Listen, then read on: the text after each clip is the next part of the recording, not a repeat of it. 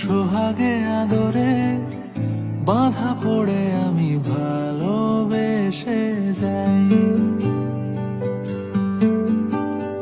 স্মৃতির সাগরে ডুবে গিয়ে আমি ভালোবেসে যাই।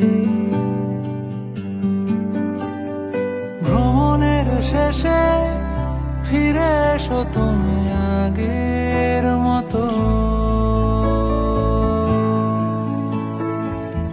কেউ বসে আছে তোমার অপেক্ষা।